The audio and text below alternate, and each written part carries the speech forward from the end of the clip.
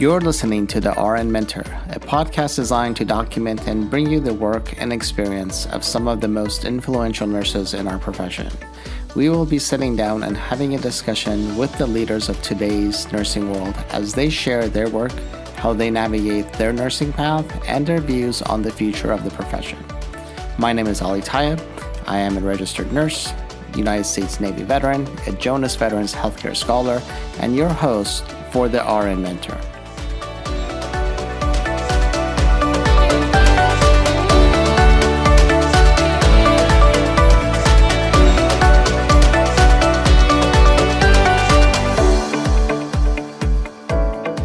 Hello and welcome to the first episode of Season 7 of the RN Mentor podcast.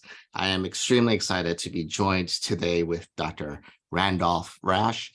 He is a professor and the 9th and immediate past dean of the Michigan State University College of Nursing. Dr. Rasch has over 30 years of experience teaching in the BSN, MSN, DNP, and PhD programs. He has published and presented in the areas of primary care, HIV risk reduction, and diversity in healthcare education and clinical practice. Dr. Rasch was the first statewide director of nursing services, programs director in the Tennessee Department of Corrections, and led the development of the Quality Assurance Program for Health Services. Working with another Vanderbilt alum, Dr. Rasch had the opportunity to design and implement a system of healthcare for the Tennessee Department of Corrections that had not existed previously. Dr. Rasch has an exemplary history of public service. Notably, he currently serves by appointment of the governor of Michigan as a member of the Michigan Coronavirus 19 Racial Disparities Task Force, chairing the Primary Care Connections Work Group of the task force.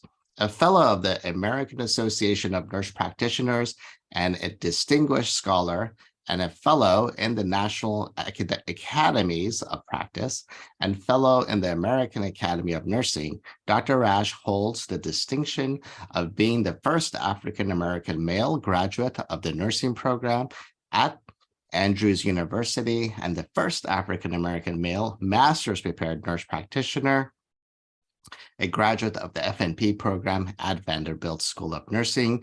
He is the first African-American male to hold the PhD in nursing and was the first African-American male public health nurse in the state of Michigan. Other honors include distinguished alumni of the School of Nursing, the University of Texas at Austin, the Lulu Wolf Hasselblad Award for Distinguished Career in Nursing, Vanderbilt University School of Nursing, and the Dr. Jean Transbarger Writing Award, the American Association for Men in Nursing. One of his favorite awards, however, is Colonel Aide-de-Camp Governor's Staff of the State of Tennessee Award. So welcome to the show, Dr. Rasch. Thanks. It's good to be here. Thanks for the invitation. I'm glad to join you. Thank you. Thank you for making the time. And just so our listeners know, that is not the full bio and work of Dr. Rasch. I shrunk it down for the purpose of the podcast, but the full bio is available on the RN Mentor podcast for you to look at. So please take the time, as I have not done your career justice by shortening your bio for the podcast. So thank you again for being here.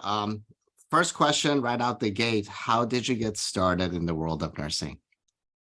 Interesting question. When I was growing up, I always had farm toys and stuff like that, but my parents gave me and my sister little kits. Hers was a nursing kit. Mine was a physician's kit. I don't know why, because I don't think either one of us expressed any interest in that. But they gave them to us.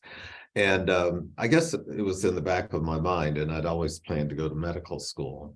But when I was in high school, and I went to Andrews University Academy, which is also where I went to college, Andrews University, our guidance counselor, I went in to talk to him, and I said, I'm thinking about going to medical school, but I'm thinking about doing nursing first. Can I do that? And he said, oh yeah, all you have to do is take the prerequisites for medical school. And I had forgotten he was actually a nurse anesthetist who had come back to be a guidance counselor. So I started at Andrews University in the Bachelor of Science program in nursing. And I actually technically have a Bachelor of Science degree with a major in nursing. Right. So I don't have a BSN. But what I have probably is more nursing education undergraduate than most people, because we had 3 years. But when I started it, of course, like most people, I didn't know what nursing was. And as I thought, well, you see the stereotypical thing. And as I started it, I thought, oh, I like this fine. I'll just stay with this. So I graduated in nursing, and it was, I was saying to a colleague through all of the pandemic thing that I have looked at my colleagues who are out, practicing in hospitals and stuff, and what we've done in schools of nursing. And all I can say is, I'm so proud of nurses and so grateful that I chose that career path. You don't, people sort of look at my career and go, oh, you did this, this, and this. And I always say to them, I didn't plan it. I just wandered from this to this to this. So it's interesting that you mentioned that. That's actually a very it's a more common story than most people actually kind of give it credit to, because a lot of us have kind of dipped our toes in the world of nursing and loved it and just stayed on, as opposed to other ways of sort of looking at planning to go into the world of nursing from a young age of like 3 years old. So a lot of us was like, let me try it, and then we loved it. And I wish more people would not necessarily try it, but like have it like more we need to probably do a better job at being more purposeful as to how we recruit and promote at a younger age for the world of nursing, because so many of us kind of went into it not really knowing what we're doing, and then loved it and stayed on and doing great things. So I think so. I think one of the things I've learned in doing recruitment, especially for students into school and all that, is most people go into nursing because they know a nurse. I actually didn't know a nurse, but my next door neighbor, who I grew up with, was 4 years ahead of me, and she became a nurse, and she went to Andrews University, which is a religious school. So at the time that I went through, there was actually consecration service for Vespers, extremely moving service. But anyway, they capped all the nurses, and for the boys, we got our chevrons were pinned to our shoulders, and she pinned the chevron to my shoulder. But it was I probably got the best of nursing education because they hadn't thrown the baby out with the bathwater, which I think they did when they shifted from the diploma program. And what I got was the best of what a diploma education would be, and the best, I think, of what a baccalaureate program would be. So we learned, but we also learned to apply. And we were socialized. We were socialized to be proactive, not to be servants, to be integrally involved with patient care, including our discussions with physicians and other providers. I think we may have slipped a little with that, but it was really strong in the program that I was in. So yeah, I got there. I didn't get there the usual way, which is most people know a nurse and that's how they get to it. I didn't know a nurse except for my guidance counselor, but when he advised me, I didn't realize he was a nurse. Yeah, I mean, absolutely. A lot of people have that nursing influence, so it's very interesting that you bring that up. I think the other thing I would say, I'd like to comment the other piece you said about our, I would say, responsibility of getting people to understand what nursing is. And we had a tremendous opportunity during the pandemic while I was dean. So when you were talking about links, there are links all over about me giving interviews. And one of the things we saw in the pandemic was that the numbers of people who applied to nursing went up. And the other thing I thought was really interesting was that the number of people who applied for nursing as second career went up as well. And what I understood, what our student affairs office who handled all of that because they were talking to them. And what happened was during the pandemic, people really got to see how nurses thought and how what they did was based on their ability to think and plan and think about care. And they heard so many of them saying, oh, this is what I wanted to do, and I wish I'd known it beforehand. So they really got a sense of what nurses are and what it is beyond what they see or think nurses do. I appreciate that.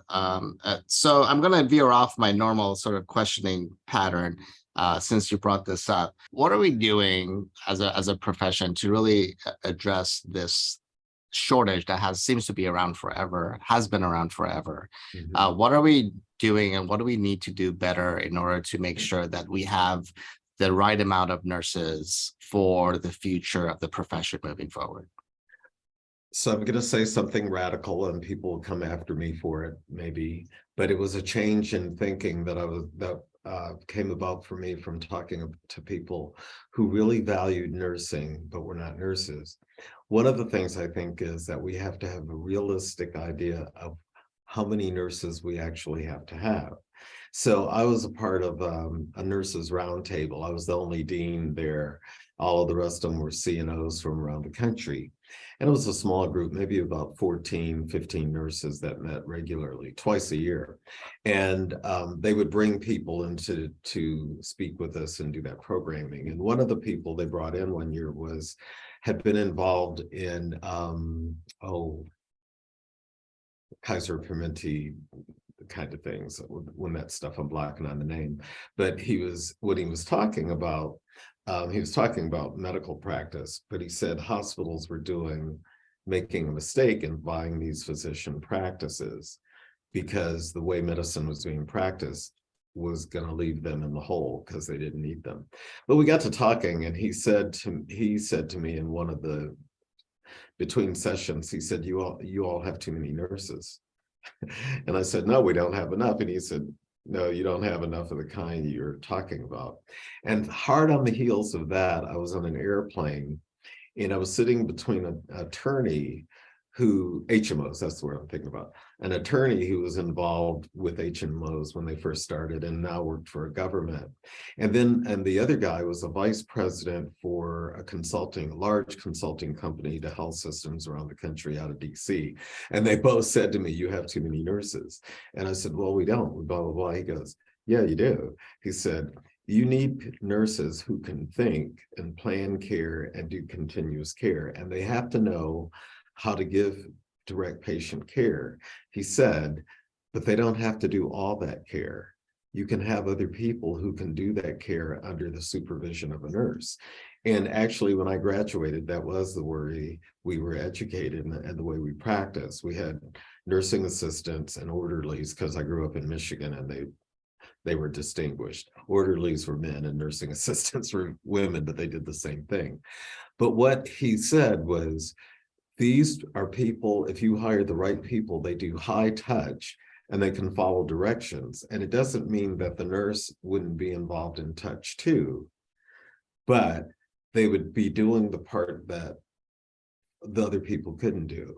And he said, so what you're doing is you're trying to make sure that you have enough nurses out to do all of this direct care when you need assistance to do the direct care. And you have to be able to decide as an educated nurse, when do I need to do this care? Because I'm establishing a relationship with the patient, right? And a lot of the ways we establish that relationship is in that care, but it doesn't mean that other people can't be involved in helping take on the load of that care. So I think one of the things we have to really think about is think about nursing, where we've come from, why is nursing in the academy, and what is it that a nurse can do, and what kinds of assistance can we use in getting that work done. So I know that one of the things that's happening in health systems around the country, and one that we were particularly involved with, they were already beginning to think this way. I think the other thing that we need to do then is we need to be much better connected with our colleagues who are in direct practice. So we become very academic and sort of distanced from what was actually happening in systems ways. You know, we have faculty who are out that they're doing that. But I think we're getting a much better conversation between our partners who are in direct practice and partners who are doing education, which I think is only going to benefit what nursing education looks like and help, I think, rethink where we are in terms of the shortage. So I think we do have a shortage, but I think that because of what our expectations are, some of that is maybe more than we think it is. And I haven't settled on it, but I've been thinking about what is the gift of nursing? What is it that we can do? And what do we do that that puts a strain on nursing? You know, many years ago, before I started, the work that a ward clerk did, the nurse did too. You know, they also used to mop the floors and do all of that stuff when we went. That's not exactly what a nurse needs to do. And I think we're at that point again to really think what is, and it's not value added. I hate that term. You know, when we talk about nurse practitioners, we talk about value added.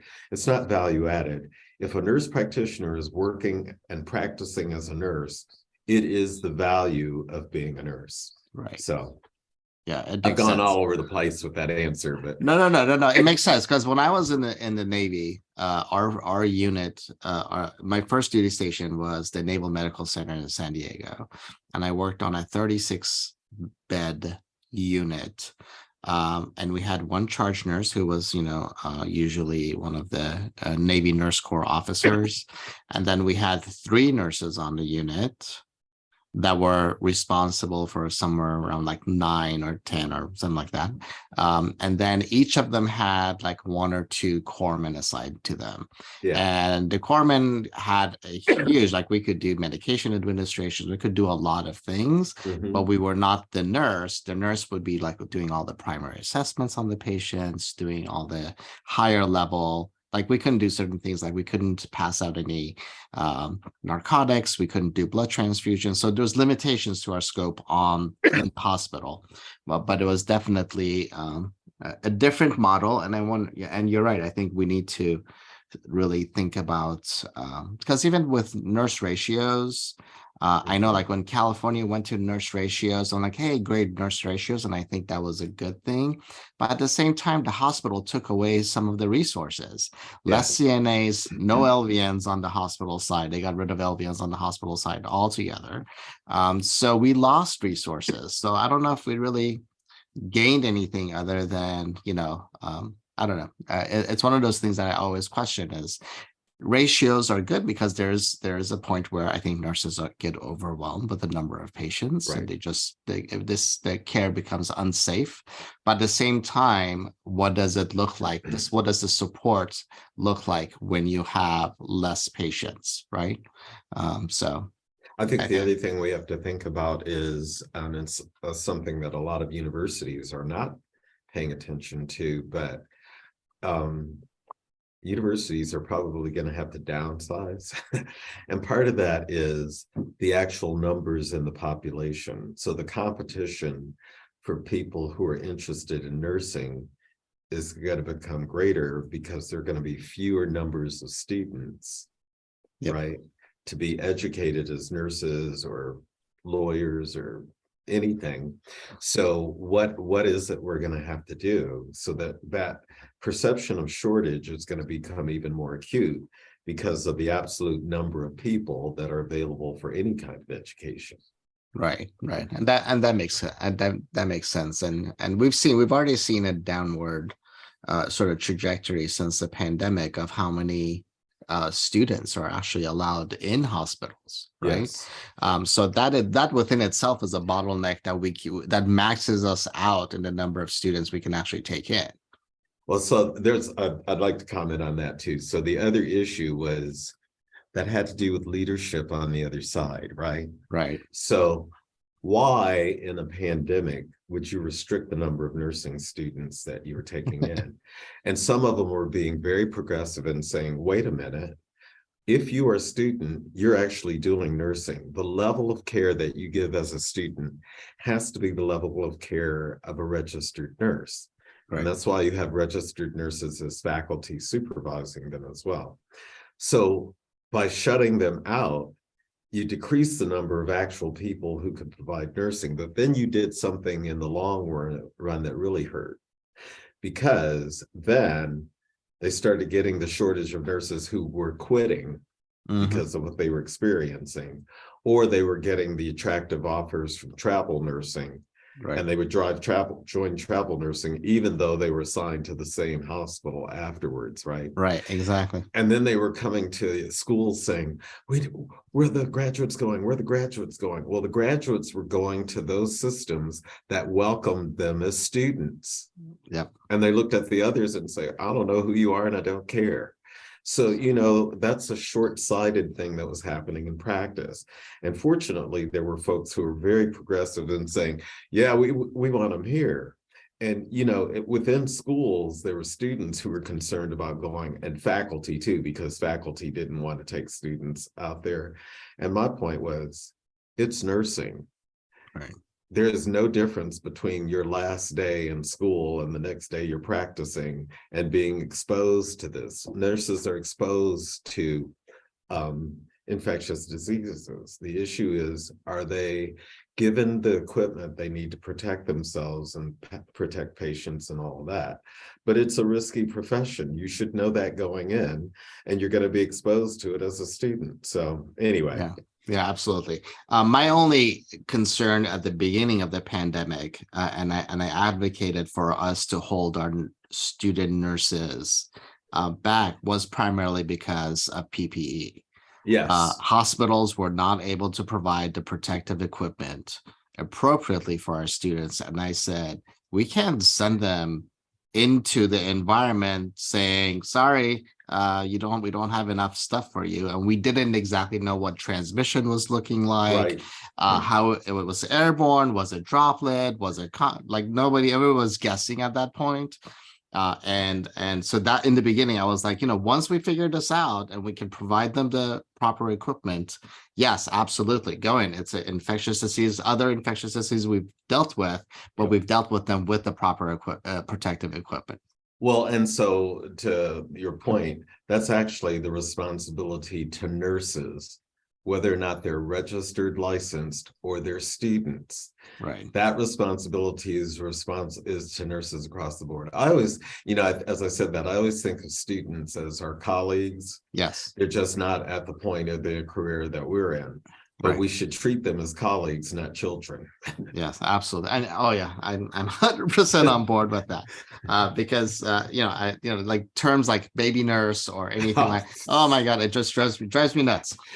So yeah, I agree. Like, these are adult individuals. They need to be treated like adults, because some of them do have some growing up to do during the school of nursing. But that's actually, when we treat them like adults, they start acting more like adults. Well, I think I was 20 years old. I was early into college. Yeah. So I was a 20-year-old in terms of maturity. But I was educated and trained, and I don't think training is a bad thing. I think education is the foundation of the training. Right. But I was trained to behave like an adult on the floor, and I was a charge nurse. Right. I could go out and be a silly 20-year-old when I wasn't at work. But at work, I knew what to do and I knew how to think. Exactly. Like, there's responsibilities you have on the unit. Once you're off the unit, then, you can go back and be with your friends and do whatever it is you're going to do. So yeah, I agree. I'm going to put us back on the track again a little bit.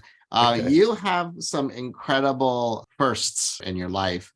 How was that for you, being the first African-American in so many, like, you're a pioneer, right? And it's one of the reasons I definitely wanted to have you on the show. You are a pioneer in the world of nursing. And how was that transition for you going into the various roles and education programs as being the first African-American male individual? Every time I think of it, I can't really tell you. But so when I was an undergrad, I didn't know it. it was the Black Student Association at the university, and I went to a small religious school, who said, "We think you're the first African-American male to graduate in nursing." And I went, "That cannot possibly be true." But they researched it, and they had a thing. And anyway, they gave me a plaque about it. And then so what I know from, I think my experience was shaped by the fact that it was a religious school. And I was raised as a Seventh-day Adventist and only went through Adventist schools all my life. And I think because of that, the way the university was at the time, I don't know what it's like now, but at the time, all of us were educated to be to serve. If you were an English major or history major, nursing, business, whatever, you were educated to serve. And the faculty, they never said this, but I could tell when I look back, they saw their role as serving students to achieve. And because of that, at the time, I didn't really see any difference. I couldn't, the difference I saw was how they dealt with us as men, not our race. And some of that was because of, well, it was sort of weird. I remember being in med surg and having a patient that was in a gynecological, the issues they were in for that. So I didn't do that care on the patient, but I still had the patient. I just didn't do the physical care. That was kind of weird, because when I got into labor and delivery, all bets were off, and we did everything. So, I remember we were supposed to observe a delivery, and when I got there, they would introduce me to the obstetrician as the student, and every one of them would stand up and say, "Sit." So I never got to observe. I delivered every baby I was supposed to observe. Oh, wow. But I know that they kind of made adjustments because we were men, but that was mostly based on how they thought the patients would perceive us. But like I said, in labor and delivery, all bets were off. I was the first African-American male public health nurse in Michigan. And as I look back on it, I realized I was probably the first male public health nurse, not just African-American. And I worked in inner city Benton Harbor. The patients were white, Black, inner city. The white patients who were older had moved up from the South. So they were Southerners. And then we were a combined agency. So we did home health too. And our home health patients were all across the socioeconomic status. So we were going into, upper middle class homes and all of that. And nobody treated me any differently that I could tell. I went to Vanderbilt, and Vanderbilt is a Methodist technically, nominally, but it doesn't work that way. But I had the same kind of faculty. So when I got there, they said, "We think you're the first African-American male." And I go, "You gotta be kidding." But they always rejoiced in it. And the same thing when I got to Texas. And a couple of years ago, I had the opportunity to give the commencement address at the School of Nursing at Texas. The dean is a very close friend, and we graduated with our PhDs together. But she introduced me with all of those first. And as she said it, it was the first time I'd ever heard anybody say it. I had told it. But as I listened to her, I realized something, and I got up and I said, "You just heard Dean Alexa say that I was the first African-American male in all of this." And I said, as she was talking, it's the first time I realized, and I try not to get emotional about this, but I was educated by white women. And the lesson there is, because after I got to the teaching and out in practice, especially in teaching, I could see people being treated differently, and I could see minority men and women being treated differently in ways that were obviously unfair.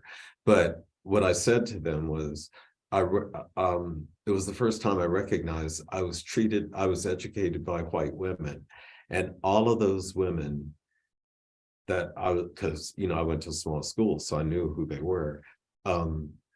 I realized later they didn't see me as a Black male. They saw me as Randy. And I said to the class, the graduating class, and I said, I can look back and realize I must have driven them crazy. But they, I would show up because I wear 6.5 shoes. So I had to special order shoes because they had to be white. So they were navy shoes. And I got tired of them. So I'd show up in brown earth shoes, blue suede spectators. They never said a word. They picked their battles, and so I realized that they really educated me as an individual. I was blessed in that way. But because of that, what I did begin to see was how others were being treated. I hadn't been treated by that, but I could see that they were looking at men differently, that they could be looking at Black men differently, and I'd have to say, they think differently. They may they're not going to behave like a woman. So let them help them learn who they are, But there's still people who think men shouldn't be in nursing. I think yeah. thankfully that's a lot of that's gone. I'll share a story. I was at UNC Chapel Hill and I was doing undergraduate community health, public community health, which we did in a home health agency. And there were 2 guys assigned to the group. And one of them was out campaigning to get all the men in my group, which they didn't do. So when we met, I said, well, let's talk about this because I know Jason wanted all the men. Why is that? And they said, because you're the first male faculty member we've ever had. And this happened to me a lot. Because when he said it, we talked about it. And then I asked a question. I said, well, ladies, what did you think about it? And they said, well, we were excited too. And I said, why? And they said, because we've never had a male faculty either who was a nurse. And I said, and I didn't ask them. They said, we've never had one either. And we figured you do it differently. And it was the first time I ever thought about it, but I thought about it. I said, yes, I do it differently. And I realized in nursing, we have to quit equating how women do nursing as being nursing, right? And you have to let every individual bring their whole selves to it. So they do nursing professionally, but they also do it the way they would do it. And that, I think, helps with whether or not you're a Black man, a man, or a woman of color, a woman from another country, any of that. What is it that you need to be a good nurse? And then the creativity that comes from the individual and how they do nursing. I think I was fortunate because in the way I was educated, I did get that. But I could see once I became an educator, I could see that that wasn't happening and realized how lucky I was. When I did the PhD, I'm educated and trained to do qualitative and quantitative research. But as a family nurse practitioner in a PhD program, and there weren't that many around at the time, I actually wrote a theoretical philosophical dissertation, which is unusual for any nurse doing a PhD to do. But I don't know if that makes sense. I can look back now and see minor instances that things happened to me, but I can't see that things systematically happened to me. But I think that was entirely because of the places that I went to school. If I'd gone to school someplace else, I knew that it would be, I realized later that it would have been a very different experience. So I'm grateful. And I've used that, I think, to try to, especially, work with all students, whatever their color is, whatever their gender is, but to bring that same kind of openness to your classmates and to the patients that you were working with to provide nursing care. Yeah, very true. And I hope you realize, and I want to say, I hope you realize that your firsts were exemplary for a lot of individuals that followed. So even though you were lucky to have some faculty that saw you as the individual and not the color of your skin, but definitely a pioneer and a change that needed to happen. And you were brave enough to take that first step. Well, and then let me say this about that too, because as I begin to realize that, then I started coming in contact with people who knew who I was, and were inspired by that, which inspired me. I just go, wow. So then I think, like I said, we were educated and socialized for service. And so I see that as a responsibility to talk to the men who particularly see that, and but women too as well. But I see it, and I see it as I recognize the pioneering nature of it. And I think one of the things that also can be learned is how we put things out in the world. Some years ago, a couple of years ago, because of the political climate, I was talking to the provost who I reported to, and she's from Tennessee, a little rural area in Tennessee. So she's white, blonde haired, all of that. And we got to talking, and I said, well, when I worked in Tennessee in the Department of Correction, I drove all over the state by myself, and for years I looked way too young. I looked like I was 16. I had a beard, so I looked older. But I drove up in East Tennessee where there are no people of color, maybe some Native Americans in little towns, and I never had a problem. And she said to me, she looked at me and laughed and said, I know my peeps, and that has more to do with you than it had to do with them. So I think two things. One is I'm fairly open and friendly. I'm technically an introvert, like on the Myers-Briggs, but I'm gregarious. Wears me out, but I can do it. And so I'm like that with anybody. And there are two things. I think people respond to that. So if you come in with fear and defensiveness, they're going to respond that way. And then the other thing I say is they always look at me and go, this fool does not know what danger he's in. We're going to have to take care of him. Even if they were racist, for some reason, they're like, okay, let's make sure he.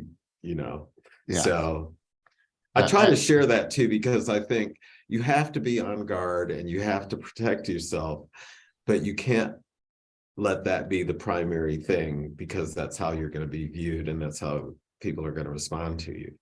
Yeah. I agree. I appreciate you mentioning the piece about men in nursing, because one of the reasons I appreciate and I make sure that this podcast not only has diversity, but it has but I have the opportunity to speak to some men in nursing, because there aren't that many of us around. Yeah. And so my question for you would be, other professions who have been primarily male or female have done a really good job at diversifying the genders, however people identify. However, nursing has not had the, from my perspective anyway, and I think the data will support it if I look it up, we haven't really made that much gains as far as increasing the percentage of men in nursing. What is what do you think we need to do, or what is your opinion of why we're not attracting more men into the profession? So I think that the men that are attracted and do it see it as a great profession, and they come into it and they just deal with the stuff they run into, right? So I mentioned that we need to be clear about what it is that nurses do, and not assume that how women behave in a space is how men are going to behave in a space. Right. And so there, some of it is just an understanding of that. And so I used to do a lot of work in diversity consulting and all of that. And I would start getting to the end of the day, and I said, so there's a group that we've left out in terms of diversity in nursing. And I could see the wheels turning, and they think, well, we talked about men, we talked about women of color, people from other countries, blah, blah, blah. And then I'd wait like a minute, and then finally I'd say, it's white women. And they would all go, white women are overrepresented in nursing. And I go, no, it's a certain type of white woman that's overrepresented in nursing. There are other women who would be great nurses, but they look at what they think nursing is and go, oh, hell no. And so we have got to look at that piece. And so I think those women who go say, I wouldn't think of nursing, it's the same thing of men. And in men, they're saying mostly women do it, but it's the language that's used. I remember in my undergraduate program, the chair of the department was giving a lecture, and she was talking to us about working with patients. And she called this out, and I finished in 1974. She called this out. She said, you know, and you go in and say, and now it's time for our bath. And she said, and I want to look at, and I always look at them and go, oh, are you joining me in the bath? There's languaging that we use that we need to just stop. And it comes from how women are socialized, you know, and we need to start thinking about the language that we use. And we need to be objective in how we are working with students. So I've seen students being dinged because they're not acting like a white woman, frankly, you know, and it's not all white women that act like that, but there's a certain group that the culture persists from generations, and you have to actively think, what am I saying and how am I saying it? And how does that affect a student? You know, it's the same thing as bias. You know, you have to listen to how you're saying. And I see men who end up talking in a certain way because they got socialized to think, if I want to be successful, some of them know it. Most of them, it's unconscious. They start taking on this way of talking. But if I'm going to be successful, this is who I have to deal with, and I'm going to have to behave in a way that makes them comfortable and not feel threatened. Right. We got to get over it. You know, this isn't about nursing, but years ago, when I was in my 20s working in the prison, there was a young Black man walking ahead of me in Nashville at night. And he probably was only like 4 years younger than me. But I remember I crossed the street, and thank God when I crossed the street, I realized that I was crossing the street because I was afraid of him. And I crossed back and I thought, where did that come from? I clearly grew up as a Black male. And I know that in the African-American community, Black men are loving, affectionate, all of that kind of stuff. That was my experience, but I got socialized to be afraid of this young man. I crossed back across the street. You know, I think I was telling you, I just was looking at the funeral of Tyree Nichols, who was beaten to death by Black men. So they got socialized to be afraid of him. But when you learn about his life, and I just heard about the memorial service of his friends in California, who were Black, white, all of that. They were skateboarders, and he was a leader, and heard them talking about him. We have to undo how we think about that, and it's fear. I mean, I remember we got to Vanderbilt, and my FNP faculty were placing students, and they were going to place this guy someplace, and they said, oh, we can't, blah, blah, blah. I go, why not? So I started undoing how they were placing men because of their perception about men, you know, and even the language, the boys, they're not boys, they're young men. Right. They didn't call the girls. I agree. I mean, I've had people I've had nurses in my career who've been in a position of authority over me who have said, like, men cannot provide the same compassion. They cannot provide the same amount of caring as a female nurse could. And it's been very, or men even, I've had one even say men don't belong in nursing.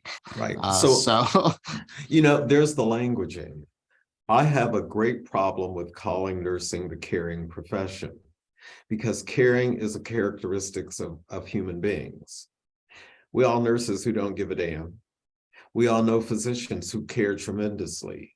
It's the quality of being a human being. And so I used to talk to young men. I'd say, so how's it going here? And they'd say, oh, it's going well, blah, blah, blah. And then eventually they said, you know, they don't want us here. And I go, well, why do you say that? And they say, well, it's very subtle, But when they talk about caring, the clear implication is that men can't care. Well, it's not a characteristic of gender, it's a characteristic of humanity. So quit claiming it as something that's unique. Those are the kinds of things I'm talking about that have to be undone. And it also has effect on nursing. So I'm working on a book about the discipline of nursing, right? From a structure of what disciplines are. When you don't understand that, then you come up with these soft kind of descriptions that in some are disadvantage to the profession and how we progress and what it is we want to accomplish as nurses for the human beings that we care for. And I'm intentionally saying human beings, not patients. When we call people patients, we see them in a certain way. But if our subject matter is human beings, that's a different way of learning, not just in school, but once you get out. How do you continue to learn and develop knowledge as a clinician, not an academic or a researcher? How do you develop knowledge as a clinician about human beings, which is who we care for, who become our patients, but we have to think about how do we learn about human beings and apply that in the care of patients. I will say, there are a lot of things I would critique about medical education, but one thing that medical education encourages is, they may over-encourage it, is the development of knowledge, right? The concern is they do it without any rails on it, you know. But I think it's something we could learn, that freedom and creativity in what we do in nursing. That's great. Thank you for that. Somebody's going to shoot me for this. No, but it's true. And I think it's one of the things from a nursing perspective, we have been siloed for such a long time that I think there's a lot of different disciplines that we can actually borrow from and adapt and make it better. Because I think it's one of the richness of having the diversity in the workforce. It's one of the richness. I teach a lot. I've taught a lot in the past for the accelerated bachelor's programs or the master's entry level programs. And I love those students because they bring this other richness to the profession from the prior experience, whether you're a musician, an engineer, or dancer, or whatever the case may be, right? A historian, whatever it is, because they bring that other view and aspect into the profession. And I always love that because I think it helps only proliferate the thinking and the growth of the profession. Well, you know, and we could be doing that with undergraduates who are directly entering in nursing. The reason, so part of our problem, and we're not the only ones, two things I want to say about silos. The other thing that nurses don't realize is how incredibly knowledgeable they are. So I was talking about all this stuff, but nurses in general are very knowledgeable, but because they're siloed, we don't realize how we stack up against other professions. But once you start working with them, you go, you don't know that. You don't know how to think that way. You know, we have a lot to offer, and we know that the more we're exposed to other people. But I want to go to the other thing you were talking about, the non-traditional student. The reason nursing came to the academy was to get an education. And it was to get a liberal arts education, right, as a foundation for what nursing is. Too often, our approach to it is, okay, hurry up and get that out of the way so you can get to what's important in nursing. And we have not socialized nursing faculty how to build on that liberal education. Why do you go to museums? Why do you go to concerts? Why do you do that? Because that's how you learn about human beings and the quality of life. And when you're caring for patients, how do they live their lives and how can they enrich their lives? And how do you do that? You know, I had a student say to me, she was doing something big and I saw it, and she sent an email to a group of people, but I emailed her and said, I'm so glad to see you're doing this. And she emailed me, she said, I always remember you. She said, you're one of the professors who opened my eyes.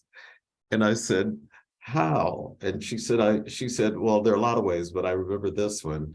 I was in the parking lot and she was going to her car and I rolled the window down. I said, come, listen to this, come. And she came over and I was listening to Edith Piaf. And I said, listen to this. She's singing in French, of course, which I don't speak.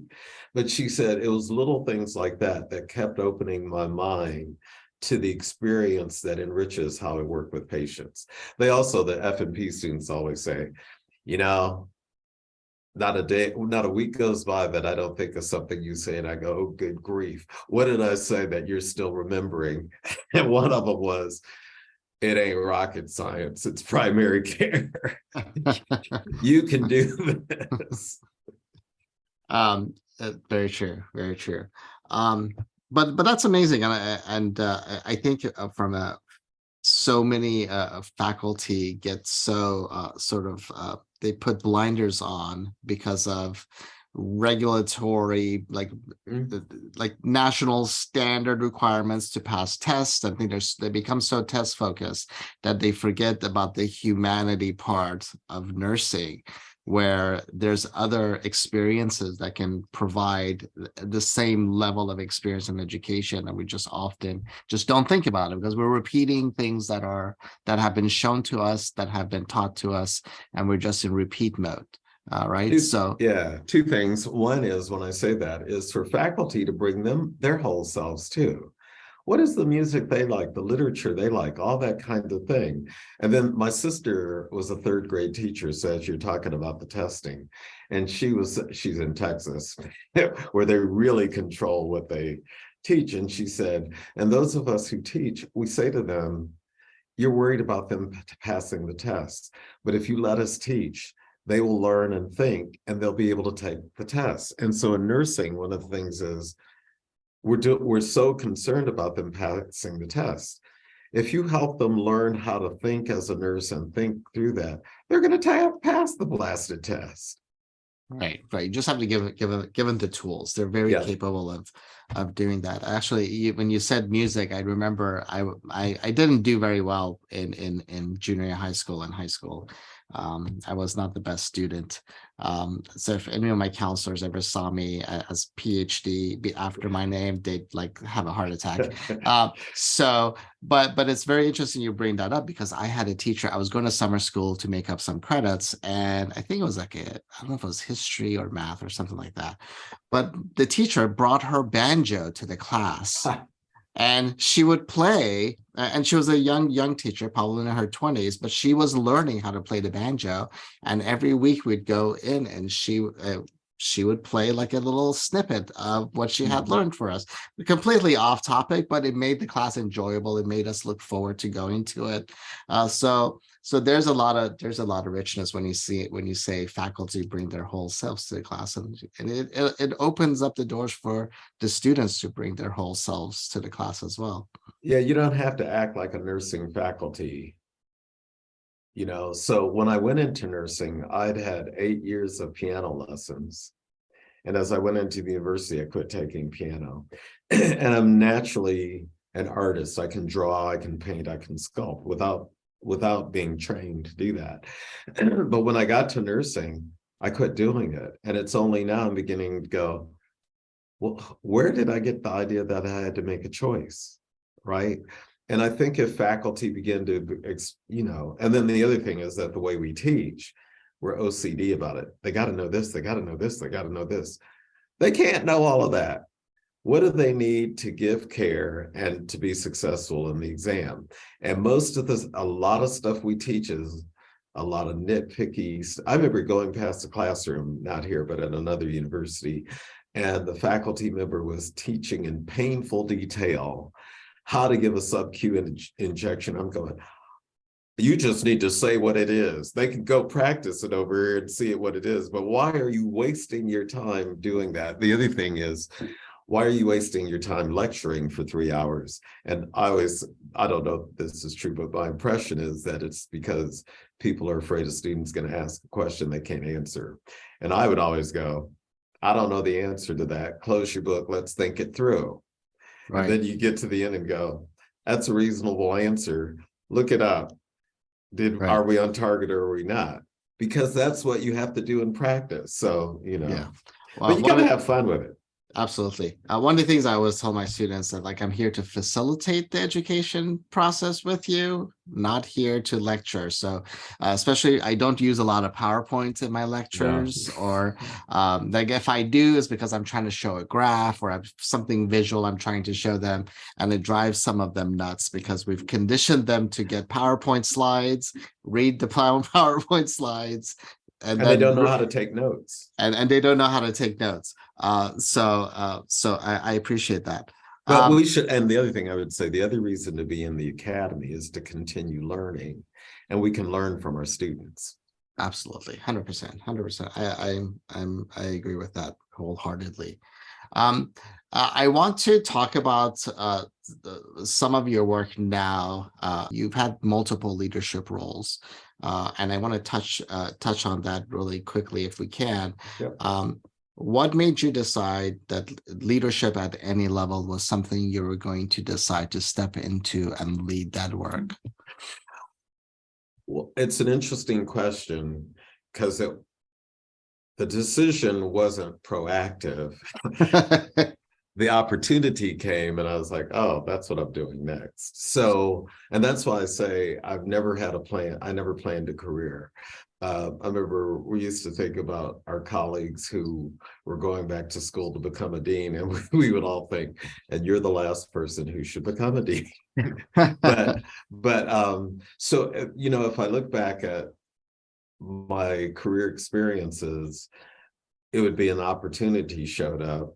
And it was like, oh, that's the next thing to do because I can do this when I do it. I became a public health nurse because I loved it when I was in school. And it wasn't that I didn't like hospital nursing, but I came through at a time that when I went into the hospital, I couldn't do what I was educated to do as a nurse. It was all about getting the tasks done. And so in public health, I could do that. You had your own caseload, you could set up your own schedule. It was a much more professional way of doing it. And I was going to become a clinical nurse specialist because we had home health. And it became known around the department. So the nurse practitioners were there. We had two pediatric nurse practitioners and two family planning nurse practitioners. That's how old I am. They don't have those anymore. But they came to me separately and said, we heard you're going to be a CNS. Why are you going to do that? And I said, oh, because blah, blah, blah. And each of them said to me, don't do that. You should become a nurse practitioner. And because of what you don't want to do, don't do what we did. You should become a family nurse practitioner. I never heard of it before. So I went to Vanderbilt. I went into the prison system because when I finished, they said, if you'd like to work here, they'd like to hire you. I ended up as the first chief nursing officer because the first non-physician director of health services was trying to do something in the system. And he graduated from Vanderbilt the year before I did. So it was another FNP. He says, I'm bringing you down to be chief nursing officer. He said, I tried not to do that because everybody knows that we're friends, but there's nobody else who can do it. So all of these things just came as opportunities because people would say, oh, you could do this. And then they'd have to talk me into it. So, I even ended up as a dean because people kept saying, and I think I'd interviewed twice because people say, you need to interview this. And I'm thinking, why? That didn't go well. And so when I interviewed here, I just sort of did it, and if I hadn't been relaxed, and if I hadn't been in 5 years of psychotherapy, it wouldn't have been helpful. I was in psychotherapy because I said, I keep thinking I'm shooting myself in the foot. And I wasn't, but it made me relax and go, okay, this looks like an opportunity. It was a great fit because land-grant universities are set up to serve, not just educate the population, but to serve the citizens. So that really meant something to me. But I should say, I don't think it's inappropriate to try to plan your career goals and where you want to go and all that. I just didn't do it. So everything I've done, I'd go, how'd you get here? But I think it's important. I always tell people they should have goals in place and be prepared for when the opportunity is Yeah. available. One of the reasons I think I've said this on the show before. One of the reasons I went for my PhD and got my PhD because I never wanted to be in a position where an opportunity opened up and Mhm. my degree was going to be my barrier to getting that opportunity. So. Well, that's interesting because I got the PhD, but I was planning to go work in corporate health and do health promotion programs and Yeah. all of that. But all of my colleagues were academics, so I ended up that way. But I should clarify my goals. So I don't mean the very specific goals that most people have. My goal was I went into nursing.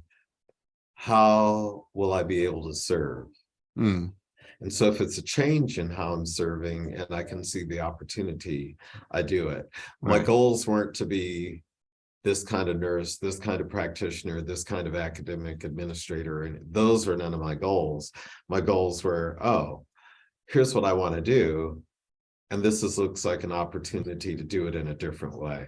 Yeah. And that way, I think it leaves you really open and really leaves you open to opportunities that would never have occurred to you. Oh yeah, absolutely. Absolutely. Well, thank you. I appreciate this. I want to be cognizant of your time. Anything else you want to share before we sign off? So I'm one of the things I'm really had been thinking about, I think, in this, because it says RN mentor, and I'm doing executive coaching and realize that I do a lot of coaching. I've done a lot of coaching all along. And I guess the difference I see is mentoring is really help mentoring people to achieve in a certain role. Coaching is about achieving as yourself wherever you are. But I think the way that you're asking questions and that the way that I've heard some of the ones that I've heard talk, it really is that larger role of coaching for success as a nurse, not mentored for a specific role. And one of the key pieces I think about that, and I think I was naturally like this as a child, but because I went through religious education, one of the things is really to know yourself, to know what thoughts are going on in your mind that are getting in your way. And so the big thing I've been looking at is the person who wrote A Stroke of Insight, Jill Bolte Taylor, who had a stroke and is a brain scientist.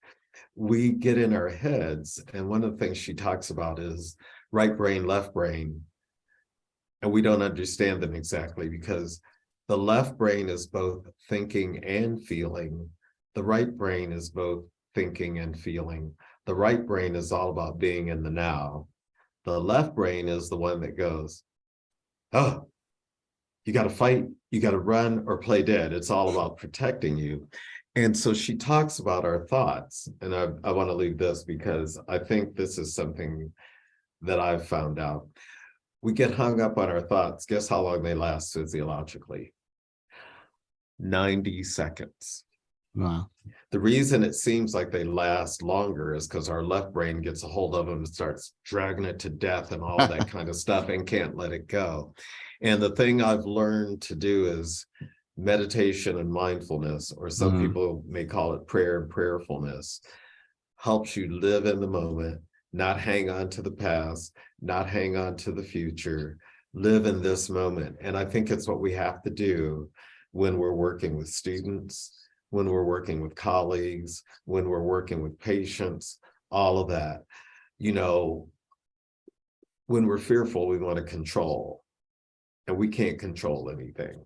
We right. can help people grow and facilitate in the moment that we're growing and facilitating. So that's not exactly nursing and all of that, but I think it's a key point to being effective no matter what role we're doing in nursing. So that's the last thing I would leave. That's amazing. Thank you so much. Thank you so much for this. I appreciate you making the time to be on the show. And hopefully we had an opportunity to meet last year, and I hope Yeah. we have more opportunities to connect. Yes, So me too. I look forward to it. Thank you so much for inviting me. Thank you. And we have been listening to Dr. Randolph Rasch. And I am so excited to bring more incredible guests for you this season. So stay tuned and we will catch you on the next show. Have a great one.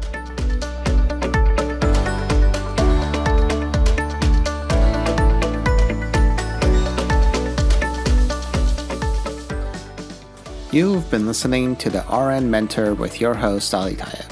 Please don't forget to visit www.alirtayeb.com. That's www.alirtayeb.com for podcast notes and resources. And don't forget to subscribe.